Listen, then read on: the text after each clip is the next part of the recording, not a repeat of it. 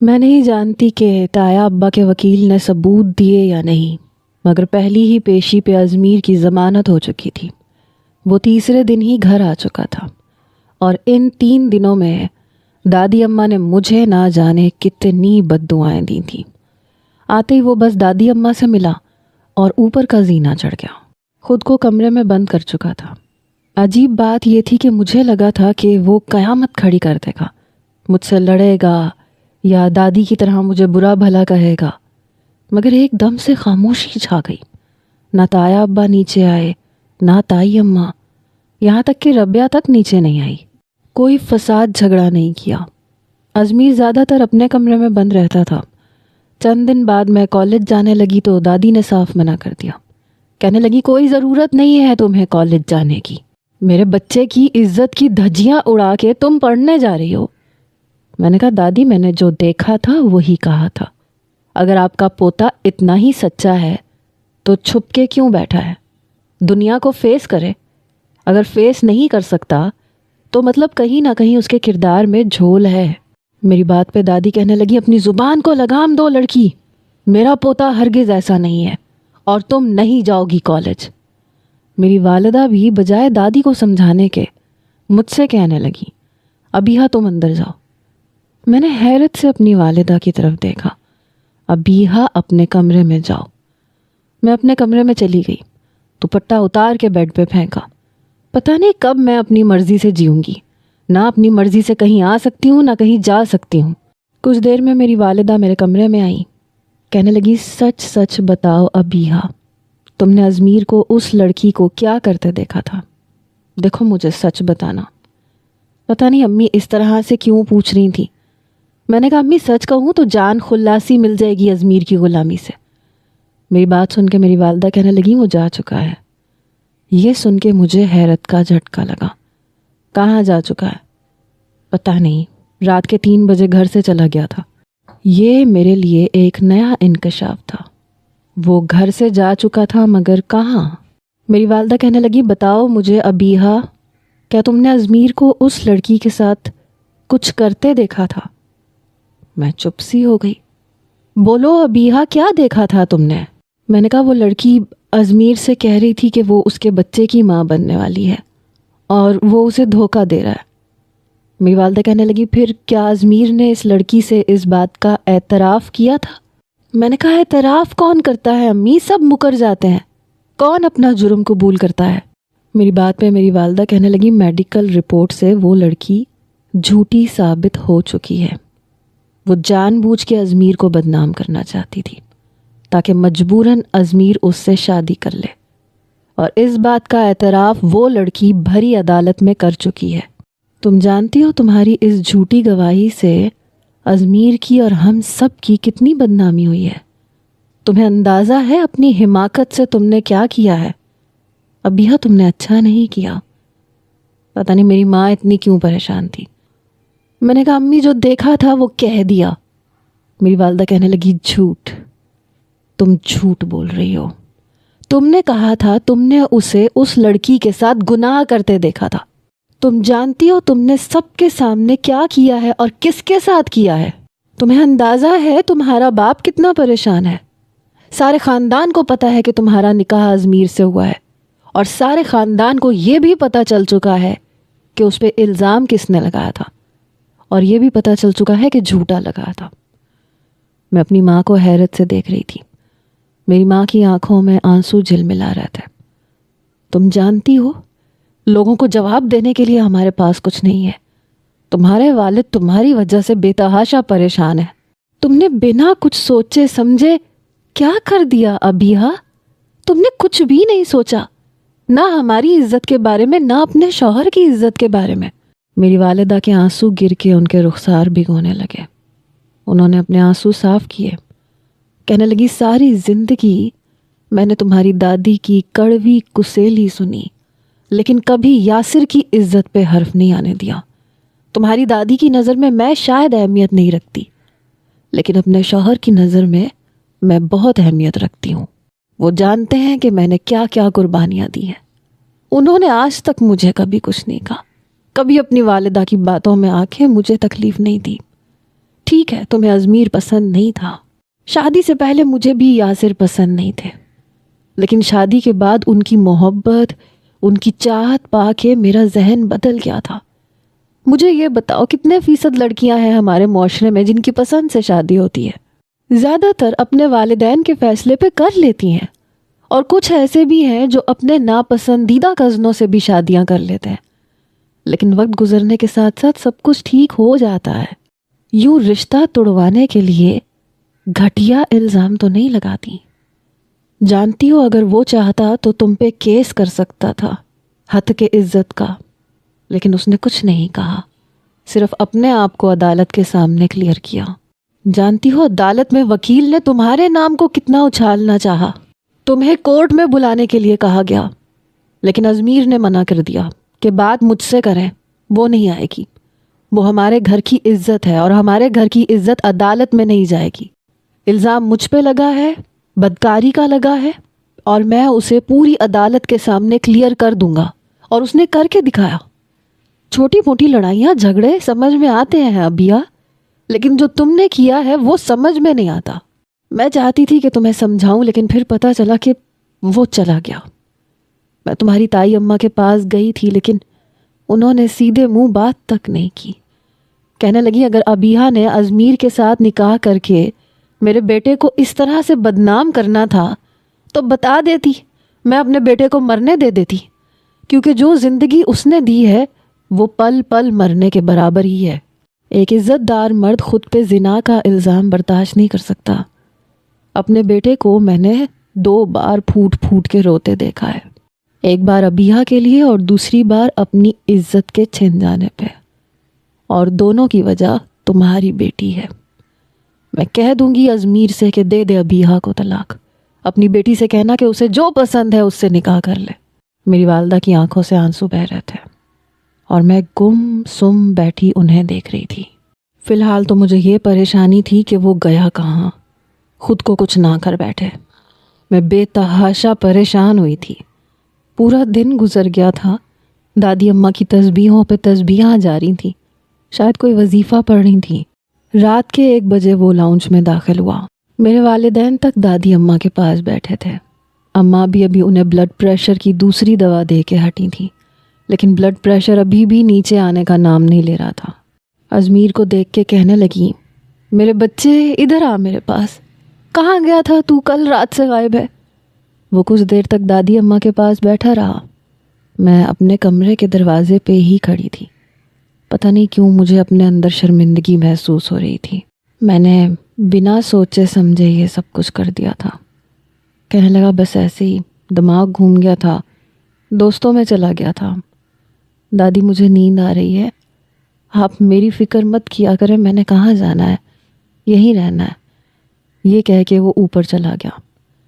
ایک طلاق یافتہ لڑکی کی معاشرے میں کیا عزت ہوتی ہے یہ میں اچھے طریقے سے جانتی تھی۔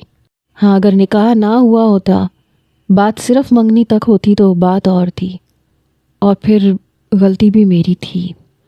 نیلوفر نے فون کر کے مجھے بہت باتیں سنائی کہ تم نے بنا سوچے سمجھے رانیہ کا ساتھ دیا، حالانکہ ہم سب جانتے تھے کہ سر اس کے آئیڈیل ہیں اور وہ ایک جذباتی لڑکی ہے۔ جانتی ہو عدالت میں اس نے اپنے جرم کا اعتراف کیا ہے، کیونکہ اسے نہیں پتا تھا کہ بات اتنی بڑھ جائے گی۔ اسے لگا تھا کہ سر اپنی عزت بچانے کے لیے اس سے نکاح کر لیں گے، لیکن جب کیس ہوا، بات اس کے والدین تک پہنچی تو اس کے ہوش ٹھکانے آئے۔ اس نے خود اعتراف کیا ہے کہ اس نے یہ سب کچھ سر کو پانے کے لیے کیا تھا، جھوٹا الزام لگایا تھا۔ افسوس تم پہ ہے ابیہ کہ تم نے بنا سوچے سمجھے سر پہ الزام لگا دیا۔ اب تو مجھے بھی افسوس ہونے لگا تھا، اس لیے شام کے ٹائم میں اوپر کمرے میں گئی، کیونکہ وہ آج کل کالج نہیں آ رہا تھا، اپنے کمرے میں بند رہتا تھا، اس لیے میں شام کے وقت اوپر چلی گئی۔ تائی اماں اور ربیہ لاؤنج میں بیٹھی باتیں کر رہی تھیں۔ مجھے دیکھ کے تائی اماں کے ماتھے پہ بل پڑے۔ ربیہ اٹھ کے باورچی خانے میں جانے لگی۔ میں نے ربیہ کو پکارا، میں نے کہا میری بات سنو، لیکن اس نے کوئی جواب ہی نہیں دیا۔ تائی اماں کہنے لگی اب کیوں آئی ہو تم یہاں پہ؟ کیا کوئی اور الزام رہ گیا ہے میرے بیٹے پہ لگانے کے لیے؟ غلطی کر لی اس نے جو اس نے تم سے نکاح کر لیا۔ میں تائی اماں کے پاس جا کے بیٹھ گئی۔ تائی اماں مجھے معاف کر دیں، مجھے واقعی اندازہ نہیں تھا کہ یہ سب ہو جائے گا۔ غلطی میری تھی، اس لیے معافی مانگنے پہ مجھے کوئی شرمندگی نہیں تھی۔ تائی اماں کہنے لگی ہر چیز کی حد ہوتی ہے، جو تم نے کیا ہے وہ میری نظر میں قابل معافی ہے ہی نہیں۔ یہ کہہ کے وہ بھی اٹھ کے چلی گئی۔ میری آنکھوں میں آنسو جھلملا رہے تھے۔ میں ازمیر کے کمرے کے پاس گئی، لگ رہا تھا جیسے پاؤں بے جان ہو گئے ہیں۔ میں نے دروازے پہ دستک نہیں دی، ہلکا سا دروازہ کھولا۔ پورا کمرہ سگریٹ کے دھوئیں سے بھرا ہوا تھا۔ وہ صوفے پہ بیٹھا سگریٹ پی رہا تھا۔ مجھے دیکھ کے اس نے اپنا رخ بدل لیا۔ ابیہا جاؤ یہاں سے، لیکن میں پھر بھی اس کے پاس آئی۔ ازمیر میری بات سنو۔ اس نے سگریٹ ایش ٹرے میں بجھایا۔ تم نے سنی تھی میری بات، میں نے کہا تھا نا میری بات سن لو، لیکن تم نے نہیں سنی۔ تمہارا جو جی میں آیا تم نے کیا۔ دیکھو اس وقت میں بہت غصے میں ہوں، یہ نہ ہو میرے منہ سے کوئی ایسی بات نکل جائے کہ ساری زندگی تمہیں رونا پڑے، اس لیے جاؤ یہاں سے۔ میری آنکھوں سے آنسو بہنے لگے۔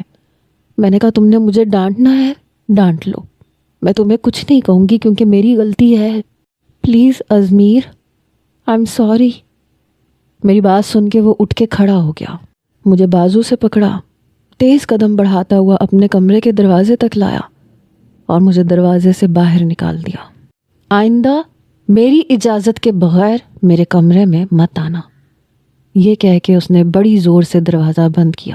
میں رونے لگی، حالانکہ تائی اماں وہیں بیٹھی تھیں لیکن اپنا رخ بدل گئیں۔ ربیہ بھی کچن سے باہر آ کے دیکھنے لگی، لیکن پھر ماتھے پہ بل ڈال کے پھر چلی گئی۔ آج تک وہ بھی تو میری اہانت کرتا آیا تھا، اسے تو کبھی کسی نے نہیں روکا نہ ٹوکا، اور میں تو اپنی غلطی کی معافی بھی مانگ رہی تھی۔ میں چپ چاپ زینہ اتر کے نیچے آ گئی۔ میری والدہ اس وقت چائے بنا کے لاؤنج میں رکھ رہی تھیں۔ کہنے لگیں تم اوپر کیوں گئی تھی؟ میں نے کہا معافی مانگنے گئی تھی، میری غلطی تھی اس لیے مجھے معافی تو مانگنی تھی۔ میری والدہ کہنے لگیں پھر معاف کر دیا اس نے؟ میں نے کہا کمرے سے باہر نکال دیا۔ دادی اماں کہنے لگیں تو اور کیا کرتا، پھولوں کے ہار پہناتا تمہیں، اور یہ لڑکی جو کچھ تم نے کیا ہے اچھا نہیں کیا۔ میں دادی کے پاس جا کے بیٹھ گئی۔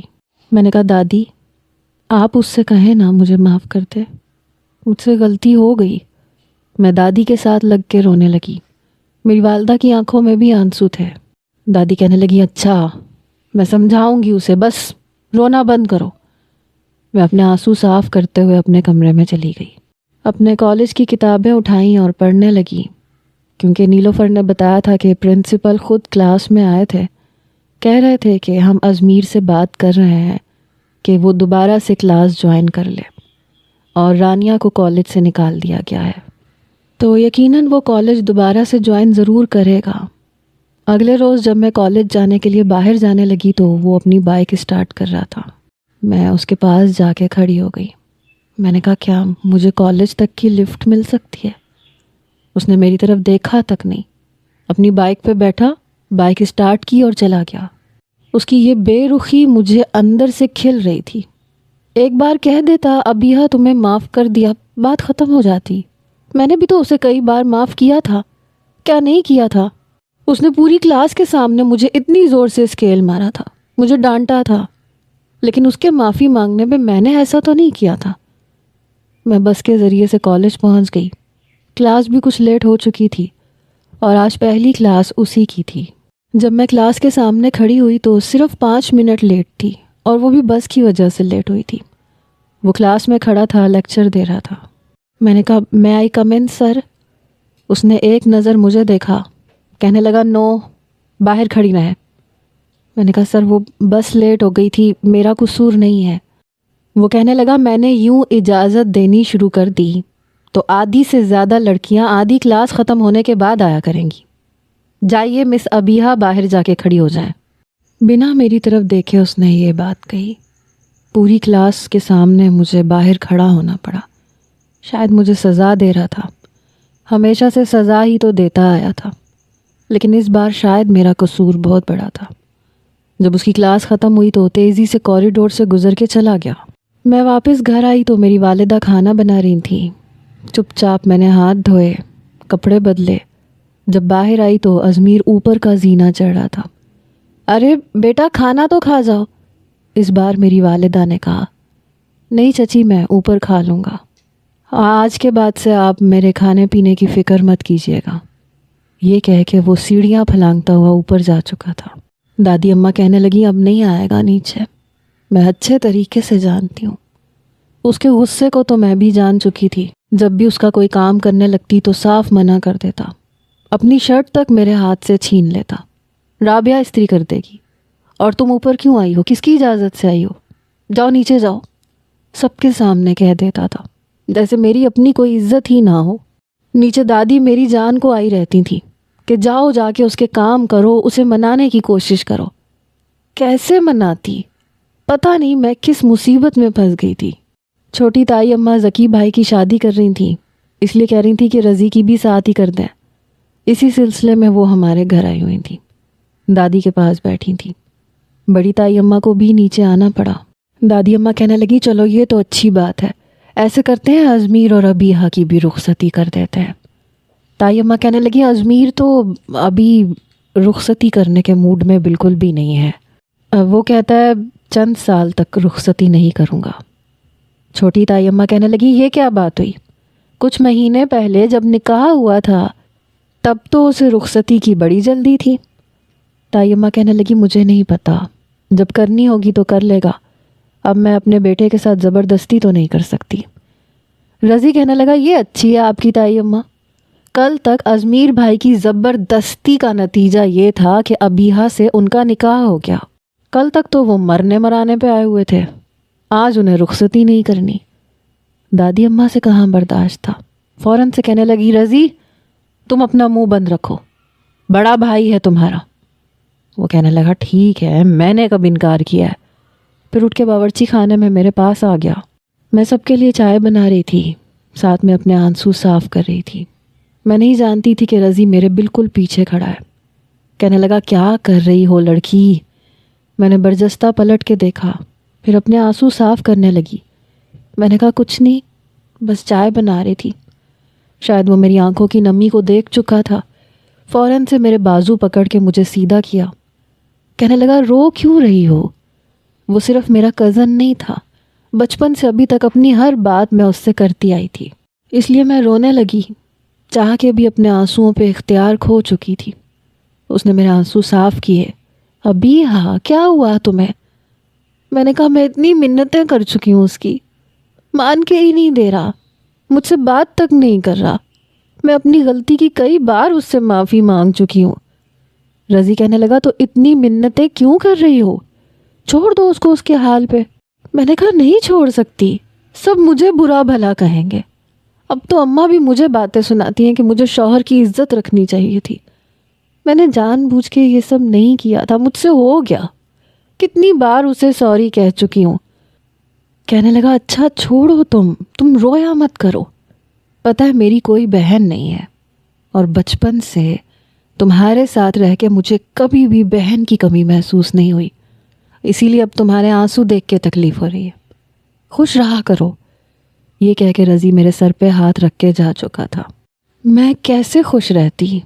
ایک تو زبردستی مجھے اپنے ساتھ ایک اٹوٹ بندھن میں وہ باندھ چکا تھا، اور اب اتنی بے رخی، پہلے اتنی اہمیت دیتا تھا اور اب بالکل لا تعلق سا ہو گیا تھا۔ بہرحال باہر ایک بحث چھڑ چکی تھی۔ میں چائے رکھ رہی تھی تو چھوٹے تایا ابا کہنے لگے ازمیر کی ایک بات ہم نے مان لی، اماں دوسری بات آپ اس سے منوائیں، جب نکاح کر لیا تو رخصتی کرنی پڑے گی۔ تبھی وہ باہر آیا، کہنے لگا کیا ہو گیا چچا؟ میں کہیں بھاگا تو نہیں جا رہا ہوں، کر لوں گا رخصتی، ویسے بھی آپ کی بھتیجی نے رخصتی کی جو شرائط رکھی تھیں میں ابھی ان پہ پورا نہیں اترتا، ابھی بھی مجھے اپنے غصے پہ کنٹرول نہیں ہے۔ میں کہہ رہا ہوں نا کہ جب آپ کی بھتیجی کی شرائط پوری ہو جائیں گی تو رخصتی کروا لوں گا، ٹینشن لینے کی ضرورت نہیں ہے کسی کو۔ میری ہی باتوں پہ وہ مجھے ہی پھنسا کے جا چکا تھا۔ چائے کا کپ اٹھا کے اوپر کا زینہ چڑھ گیا، جیسے بات کو ختم کر چکا۔ تائی اماں کہنے لگی ٹھیک ہی تو کہہ رہا ہے، ابیہا نے ہی تو شرطیں رکھی تھیں، میری بیٹی ربیہ جیسی تھوڑی ہے، ماں باپ نے جو کہا اسی کو پلو سے باندھ لیا۔ اس بات پہ رضی نے ضرور تائی اماں کو غصے سے دیکھا تھا۔ کہنے لگا لیکن میں ازمیر بھائی کی طرح زبردستی کا قائل نہیں ہوں چچی، میں نے تب بھی کہا تھا اور اب بھی کہہ رہا ہوں، ربیہ کی مرضی معلوم کر لیں، کیونکہ ہمارے خاندان میں صرف ایک ہی شخص کی مرضی کی اہمیت ہے، باقی سب پہ تو رشتے مسلط کیے جاتے ہیں۔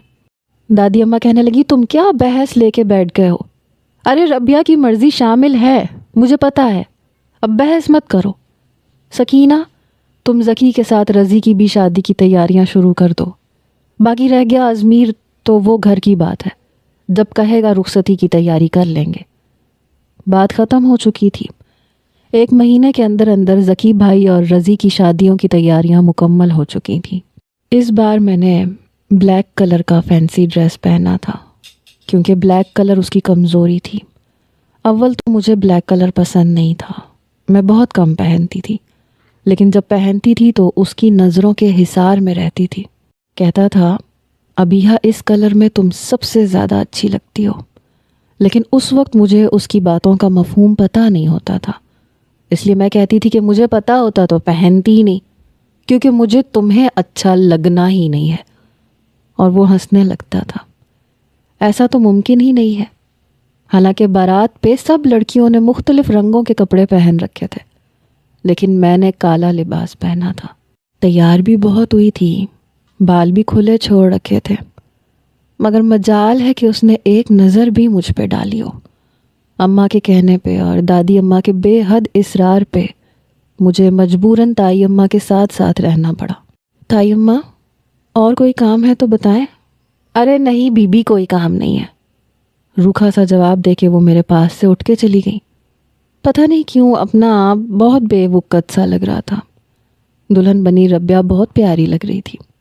اسے اس کے کمرے سے نیچے اسٹیج تک میں ہی لے کے گئی تھی۔ سیڑھیاں اترتے ہوئے اچانک سے ازمیر ہم دونوں کے سامنے آ گیا۔ ربیہ کو دیکھ کے اس کے سر پہ پیار دینے لگا، اس کے ماتھے پہ بوسہ دیتے ہوئے دعائیں دینے لگا۔ کہنے لگا یوں تو میں نے تمہاری شادی میں کوئی کمی نہیں چھوڑی، لیکن پھر بھی بھائی سے کوئی تحفہ چاہیے تو مانگ لو۔ کچھ نہیں بھائی، آپ نے پہلے ہی کوئی کمی نہیں چھوڑی، جس چیز پہ میں نے ہاتھ رکھا آپ نے مجھے خرید کے دی۔ میں بہت لکی ہوں کہ مجھے آپ جیسا بھائی ملا ہے۔ اسی وقت ازمیر نے اپنا ہاتھ آگے بڑھایا، میرے ہاتھ سے ربیہ کا ہاتھ چھڑوا لیا۔ میں اس کی شکل دیکھتی رہ گئی اور پھر وہ ربیہ کو اپنے ساتھ باہر لے کے آیا۔ میں نے کہا کہ کیا میری اتنی بھی اہمیت نہیں تھی؟ میں اس کے بعد ہال پہنچی، نہ تو میں تائی اماں کے پاس بیٹھی، نہ اسٹیج پہ گئی، بس ایک کرسی پہ جم کے بیٹھی رہی۔ نہ میں نے اپنی والدہ کی گھوری کی طرف دیکھا، نہ دادی اماں کی باتوں پہ توجہ دی۔ میں نے کھانا تک ٹھیک سے نہیں کھایا۔ دودھ پلائی کی رسم پہ بھی ربیہ کی ماموں کی بیٹیاں آگے آئی تھیں۔ البتہ چھوٹی تائی اماں نے ذکی اور رضی کی بہن کی حیثیت سے مجھے 10,000 دیے تھے۔ ذکی بھائی کی دلہن بہت اچھی تھی، انہی کی طرح تھی، سیدھی سادی سی۔ رخصتی کے وقت بھی میں آگے بڑھ کر نہیں گئی، ایسے ہے تو پھر ایسے ہی ٹھیک صحیح، میں کب تک اس شخص کے آگے جھکتی۔ ولیمے پہ بھی میں نے ازمیر کی طرف ایک نظر نہیں ڈالی۔ سارا فنکشن میں نے ایک کرسی پہ بیٹھ کے گزارا۔ دادی اماں نے بہت باتیں سنائی۔ توبہ توبہ، اتنا نخرہ ہے اس لڑکی میں، کہا بھی تھا تائی اماں کے آگے پیچھے پھرو، لیکن نہیں بھائی، شہناز بہت بدتمیز کر دیا تم نے اسے۔ میں اگلے دن کالج پہنچی، ویسے بھی فائنل پیپر ہونے والے تھے۔ آج کل میں پیپرز کی ہی تیاری کر رہی تھی۔ 1 ہفتے کے بعد میرا پہلا پیپر تھا۔ جب تائی اماں نیچے آئیں، میری والدہ سے کہنے لگی ربیہ کی دعوت ہے آج، ایسے کرو ابیہا کو اوپر بھیج دو، مجھ سے اکیلے کام نہیں ہو رہا۔ میری والدہ تو اسی بات پہ خوش تھیں کہ تائی اماں نے سیدھے منہ بات کر لی۔ میں اپنے کمرے میں بیٹھی تیاری کر رہی تھی، امی کہنے لگی جاؤ ربیہ کی دعوت ہے، جا کے اپنی تائی اماں کا ہاتھ بٹاؤ۔ میں نے کہا امی میرا پیپر ہے۔ کہنے لگی کچھ نہیں ہوتا، چلو جاؤ، شکر ہے بھابھی کا موڈ کچھ تو ٹھیک ہوا۔ میں نے کہا امی کیا آپ سب لوگ یہی دیکھتے رہیں گے کہ تائی اماں کا موڈ ٹھیک ہوا یا نہیں، ان کے بیٹے کا پارا نیچے آیا یا نہیں؟ نکاح نہ ہو گیا، میرے سر پہ تو ایک عذاب ہو گیا۔ میری والدہ کہنے لگی دیکھو اللہ اللہ کر کے سب کچھ ٹھیک ہو رہا ہے، चलो उठो, बंद करो ये किताबें। अम्मी ने मेरे सामने से सारी किताबें बंद करके रख दी। मैं ऊपर गई, किचन में जाके खाना बनाने लगी। ऊपर के पोर्शन में कोई भी नहीं था। वैसे भी गर्मियों के दिन थे तो इसलिए मैंने दुपट्टा उतार के एक तरफ रख दिया। ताई अम्मा ने बस मुझे ये बताया कि मुझे बनाना क्या क्या है, बाकी कोई भी मदद नहीं की। मैं किचन में मसरूफ़ थी जब मुझे लाउंज से अज़मीर की बातें करने की आवाज़ आई। अम्मी, ये सामान कहाँ रखना है? अरे बावर्ची खाने में रख दो। ताई अम्मा ने अपने कमरे से हाँक लगाई। रबिया को कड़ी बेहद पसंद थी, इसलिए मैं कड़ी के पकौड़े तल रही थी। एक हाथ में बाउल था, एक हाथ में पकौड़े कढ़ाई में डाल रही थी। जल्दी से मैंने बाउल एक तरफ रखा। इससे पहले कि कुर्सी पे रखा दुपट्टा उठाती तब तक अज़मीर किचन में दाखिल हो चुका था। सामने टेबल पे सामान रख रहा था और वहीं खड़ा था जिस कुर्सी के पास मेरा दुपट्टा पड़ा था। मैं भी उसी टेबल तक पहुंच गई। उसने एक नज़र मेरी तरफ डाली। मैंने कहा, वो मेरा दुपट्टा। मैंने दुपट्टे की तरफ इशारा किया। कहने लगा, ओह आई एम सॉरी, मुझे नहीं पता था कि तुम किचन में हो। तुम्हारा तो वैसे भी मुझसे पर्दा है। मेरा दुपट्टा उठा के उसने मेरे गले में डाल दिया। फिर कहने लगा, नहीं याद आया, तुम्हारी नज़र में तो मैं कैरेक्टरलेस किस्म का लड़का हूँ, तो तुम्हें तो अपनी इज्जत का ख़तरा है ना मुझसे, कि कहीं तुम्हें बिना दुपट्टे के देखूंगा तो ना जाने तुम्हारे साथ क्या कर बैठूं। उसके तंज के निश्तर शुरू हो चुके थे। अज़मीर, मैंने ऐसा कुछ नहीं कहा और ना मैं तुम्हारे बारे में ऐसा सोचती हूँ। कहने लगा, नहीं सोचती तो तुम बहुत कुछ हो। तुम्हारी सोच मैं अच्छे तरीके से जान चुका हूँ। एक्चुअली तुम जैसी नॉवल लवर लड़कियाँ इस किस्म के एडवेंचर्स को बहुत इन्जॉय करती हैं, जो पिछले दिनों तुमने मेरे साथ किया है। मैं फिर से शर्मिंदा हुई। अज़मीर, I am sorry. Sorry for what Abiha? अरे मैं सच कह रहा हूँ, बहुत बुरा हूँ मैं, मुझसे बच के रहा करो, कहीं रानिया की तरह तुम्हारी भी इज्जत को तार तार ना कर दूँ। फिर ताई अम्मा को बुलाने लगा। अम्मी अम्मी कह के पुकारने लगा। कुछ देर में ताई अम्मा किचन में आ गई। कहने लगा, क्या करती हैं आप? अरे अकेली लड़की को आपने किचन में काम पे लगा रखा है, इसके साथ खड़ी हो ना। आपको नहीं पता आपके घर में एक कैरेक्टरलेस लड़का रहता है, किसी की भी इज्जत को बर्बाद कर सकता है। मैं चाह के भी अपने आंसू रोक नहीं पाई। मैंने अपने आंसू साफ किए, सिंक से अपने हाथ धोए, किचन से बाहर जाने लगी तो उसने मेरा बाजू पकड़ के मुझे अपने सामने खड़ा किया। जा रहा हूँ मैं यहाँ से, इस घर की बहू हो ना तुम, तो चलो शाबाश, बहू होने के फ़र्ज़ निभाओ। ये कह के मेरा हाथ छोड़ के चला गया। ताई अम्मा भी मुझे गुस्से से देखती हुई किचन से बाहर निकल गई। आंसू बहाते हुए मैंने बाकी का तमाम काम किया। सब कुछ बनाने के बाद मैं अपने पोर्शन में चली गई। अपने कमरे में बैठ के रोने लगी। किस चीज़ की सज़ा दे रहा था मुझे? ठीक है, मैंने जो किया गलत फहमी में कर दिया, माफ़ी भी तो मांगी, वो उसे नज़र नहीं आ रहा। अब ये सारी ज़िंदगी मेरे साथ ऐसे ही करता रहेगा। मैं कमरे में आई तो अम्मा कहने लगी, जल्दी से तैयार हो जाओ, हमारा खाना भी ऊपर ही है। मैं तैयार होके ऊपर आई, तब तक रबिया और छोटी ताई अम्मा और बाकी सब भी आ चुके थे। यूँ तो रबिया बहुत प्यारी लग रही थी, लेकिन काफ़ी चुप चुप सी थी।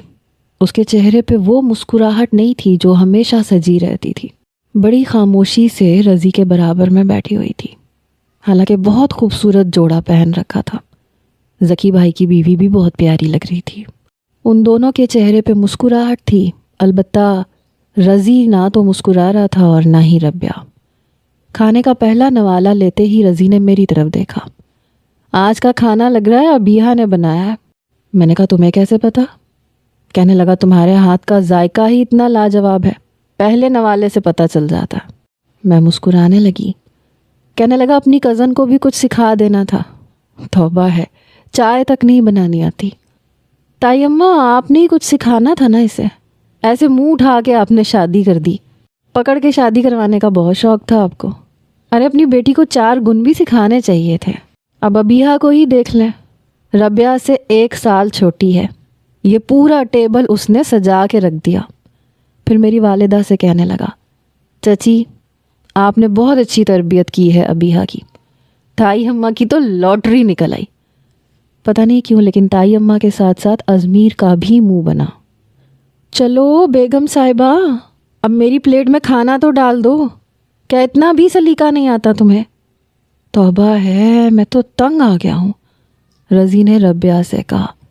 سب کے سامنے شاید اسے اپنی انسلٹ فیل ہونے لگی تھی۔ کہنے لگی ایسی بھی کوئی بات نہیں ہے۔ جلدی سے اس نے باؤل پکڑا اور رضی کی پلیٹ میں کڑی ڈالنے لگی، لیکن پتہ نہیں کیوں اس کے ہاتھ کپ کپا رہے تھے، اس لیے کڑی آدھی رضی کے سوٹ پہ گر گئی اور آدھی اس کی پلیٹ میں۔ اوہ یو نان سینس! وہ بری طرح سے دھاڑا۔ سب کے سب اس کی طرف دیکھ رہے تھے۔ ایک خاموشی تھی جو چھا گئی تھی۔ یہ کیا کیا ہے تم نے؟ رضی فوراً سے کھڑا ہو گیا۔ وہ میرا ہاتھ۔ او شٹ اپ یار، کسی چیز کا طریقہ سلیقہ سیکھ لیتی تم، سارا میرے کپڑوں کا ستیہ ناش کر دیا۔ جلدی سے رضی نے 3-4 ٹیشو پیپر پکڑے، اپنی شرٹ صاف کرنے لگا۔ پلیز ازمیر بھائی، آپ ہی اسے کچھ سمجھائیں، کچھ سکھائیں اسے، اس جاہل لڑکی کو۔ میرا اس کے ساتھ گزارا کرنا بہت مشکل ہے۔ رضی کرسی کھسکا کے اٹھ کے نیچے جا چکا تھا۔ ربیہ کی تو جان پہ بنی۔ رضی آپ کہاں جا رہے ہیں؟ میں گھر جا رہا ہوں، اور پلیز میرے پیچھے مت آنا، کھانا کھاؤ اور اماں کے ساتھ آنا۔ بدتمیز لڑکی۔ رضی کا رویہ دیکھ کے ہم سب حیران تھے۔ ہر وقت ہنسنے مسکرانے والا خوش اخلاق سا رضی، وہ تو شاید کہیں گم ہو کے رہ گیا تھا۔ لگ رہا تھا جیسے یہ رضی کوئی اور ہو۔ میری تائی اماں تو حیرت سے رضی کے رویے کو دیکھے جا رہی تھی۔ چھوٹی تائی اماں کہنے لگی، بیٹا تم کھانا کھاؤ، کتنی بار تمہیں سمجھایا ہے، جیسا وہ چاہتا ہے ویسی بن جاؤ۔ لیکن ازمیر اس بار چپ نہیں ہوا۔ کہنے لگا، چچی یہ رضی کا رویہ مجھے سمجھ میں نہیں آ رہا۔ شادی کو ابھی وقت کتنا گزرا ہے؟ مشکل سے 15 سے 20 دن، اور آپ کیا چاہتی ہیں 15-20 دنوں میں میری بہن اس کی مرضی کے مطابق سانس لینا شروع کر دے؟ لڑکی کو بھی وقت چاہیے ہوتا ہے۔ یہ سن کے چھوٹی تائی اماں کہنے لگی، ارے تم تو رہنے دو ازمیر، تمہارے منہ سے یہ بات نہیں جچتی۔ ارے بنا رخصتی کے تمہاری ماں نے سارا کھانا بہو کے ہاتھ سے بنوایا ہے، تو کیا تمہاری ماں پہ یہ بات جچتی ہے؟ ازمیر کہنے لگا، یہ میرا اور میری بیوی کا معاملہ ہے، اور میں چاہوں گا کہ بیچ میں کوئی نہ بولے۔ پتہ نہیں کیوں لیکن میرا حلق خشک ہوا، کیونکہ وہ بہت غصے میں تھا۔ چھوٹی تائی اماں کہنے لگی، تو پھر یہ بھی ربیہ اور رضی کا معاملہ ہے میاں، تم بھی چپ ہی رہو تو بہتر ہے۔ ازمیر کہنے لگا، میں جانتا ہوں آپ یہ سب کچھ کیوں کر رہی ہیں ربیہ کے ساتھ۔ بات کہیں سے کہیں جا رہی تھی۔ بڑی تائی اماں ازمیر کے برابر میں بیٹھی تھیں۔ ازمیر تم چپ رہو۔ نہیں اماں، میں کیوں چپ رہوں؟ آپ نے دیکھا نہیں ہے رضی کا رویہ؟ ربیہ آنسو بہا رہی تھی، کہنے لگی، بھائی پلیز چپ کر جائیں۔ چھوٹی تائی اماں کہنے لگی، نہیں نہیں، چپ کیوں کر جائیں؟ اب جب بات شروع ہوئی ہے تو بات کرنے دو۔ ہاں بولو بیٹا، بتاؤ کیوں کر رہے ہیں ہم تمہاری بہن کے ساتھ یہ سب کچھ؟ وہ کہنے لگا، کیونکہ ذکی کا رشتہ جو نہیں ہوا ابیہا کے ساتھ، میں نے اس سے نکاح کر لیا، اس بات کا بدلہ لے رہے ہیں آپ لوگ میری بہن سے، جس کا کوئی قصور نہیں ہے۔ اس بار ذکی بھائی بھی چپ نہیں رہے، کہنے لگے، ازمیر زبان سنبھال کے بات کرو۔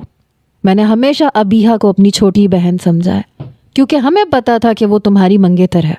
دادی اماں نے بچپن سے اسے تمہارے نام کر دیا تھا، اس لیے نہ میں نے کبھی ابیہا کو اس نظر سے دیکھا تھا اور نہ رضی نے، اور ویسے بھی ہماری کوئی بہن نہیں تھی۔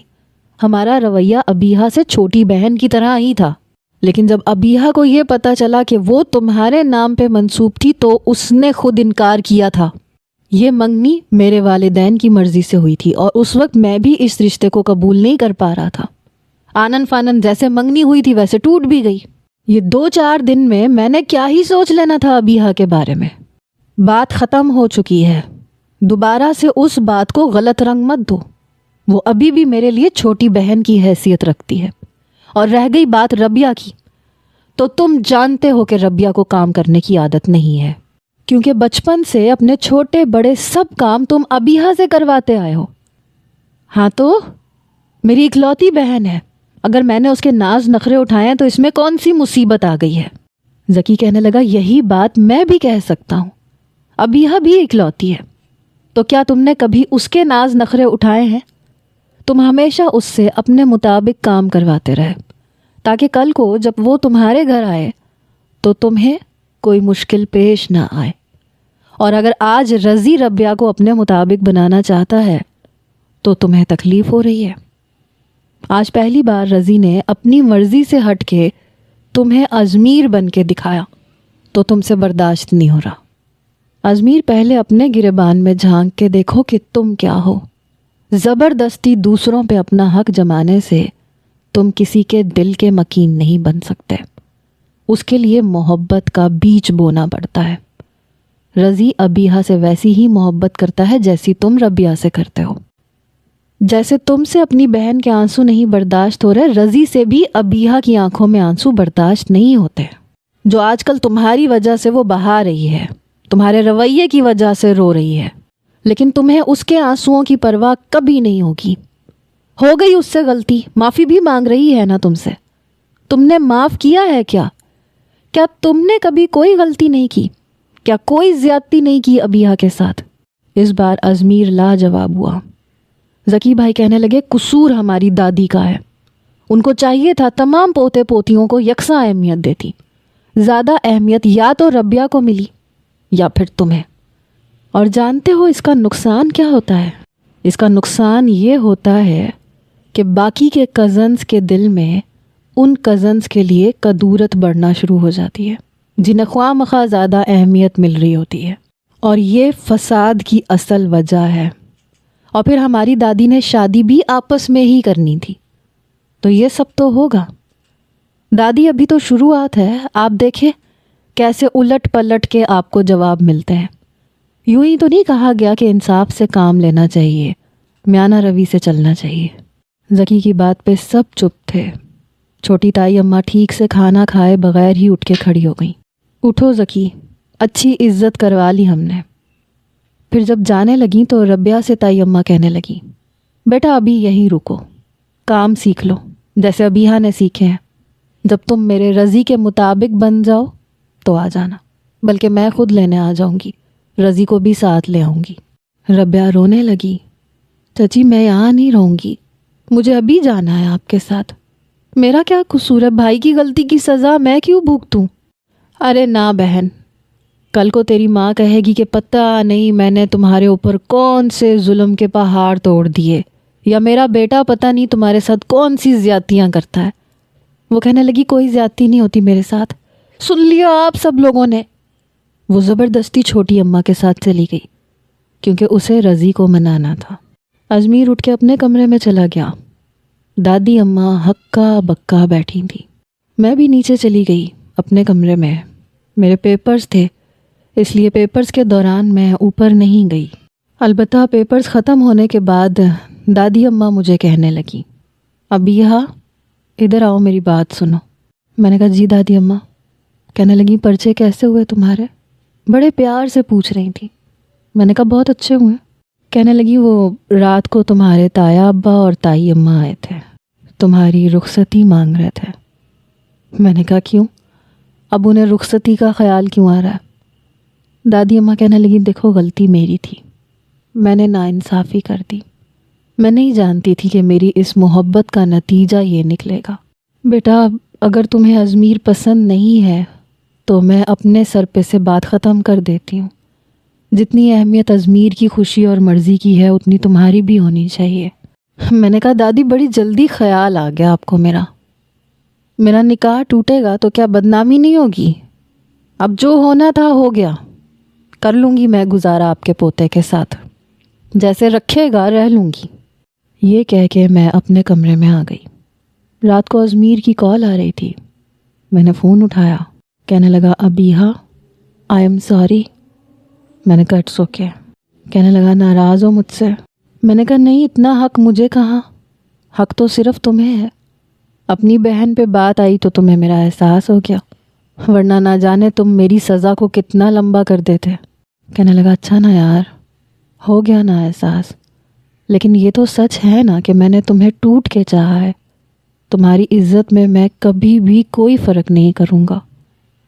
رضی نے اچھے طریقے سے سمجھا دیا ہے مجھے کہ بیوی کے ساتھ کس طرح سے رہنا چاہیے۔ اسے صرف جنونی محبت نہیں، اسے عزت چاہیے ہوتی ہے، رسپیکٹ چاہیے ہوتی ہے۔ اچھا پلیز اپنا دل صاف کر لو۔ میں نے کہا سوچوں گی۔ یعنی کہ میں یہ سمجھ لوں کہ شادی کی رات مجھے تمہارے سامنے کان پکڑنے پڑیں گے؟ میں نے کہا ہو سکتا ہے۔ کہنے لگا ٹھیک ہے میں پکڑ لوں گا۔ میں نے کہا میں آگے نہیں پڑھوں گی۔ وہ ہنسنے لگا، کہنے لگا نہیں یہ بات میں نہیں مانوں گا، کالج تو تم جاؤ گی، آگے بھی پڑھو گی۔ میں نے کہا تم بہت برے ٹیچر ہو، تم ڈانٹتے ہو۔ کہنے لگا میں کتنا اچھا ہوں یہ تمہیں 15 دن کے بعد بتاؤں گا۔ Okay bye. 15 دن بعد میں رخصت ہو کے ازمیر کے کمرے میں موجود تھی۔ دل کی حالت بڑی عجیب تھی۔ اب تو سب کچھ ٹھیک ہو گیا تھا لیکن پتہ نہیں کیوں پھر بھی ڈر لگ رہا تھا۔ جب وہ کمرے میں آیا تو میں سمٹ کے بیٹھ گئی۔ اس نے کمرے کا دروازہ بند کیا، کنڈی لگائی اور میرے پاس آ کے بیٹھ گیا۔ بہت تنگ کیا نا میں نے تمہیں؟ میں نے اس بات میں سر ہلایا۔ اس نے واقعی میرے سامنے اپنے کان پکڑ لیے۔ I am sorry.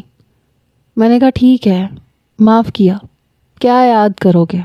پھر میرا ہاتھ پکڑ کے مجھے اپنی طرف کھینچا، کہنے لگا تمہیں کچھ دکھانا چاہتا ہوں۔ میں نے کہا اب کیا دکھانا ہے تم نے مجھے؟ وہ بیڈ سے کھڑا ہو گیا، میرا ہاتھ ابھی بھی اس کے ہاتھ میں تھا۔ اپنی الماری کے پاس لے گیا، وہاں پہ ایک بہت بڑی اسکیچ بک تھی، میری تصویر بنائی ہوئی تھی اپنی تصویر کے ساتھ۔ کہنے لگا تم یہاں رہتی ہو ابیہا بچپن سے، مجھے محبت جتانی نہیں آتی، ہاں کرنی آتی ہے، تمہیں کر کے دکھا سکتا ہوں۔ ابھی بھی مجھ میں بہت سی برائیاں ہیں، پلیز انہیں تم محبت سے سدھار دینا۔ میں نے اپنا آپ تمہارے حوالے کیا، جیسا چاہو مجھے بنا لو۔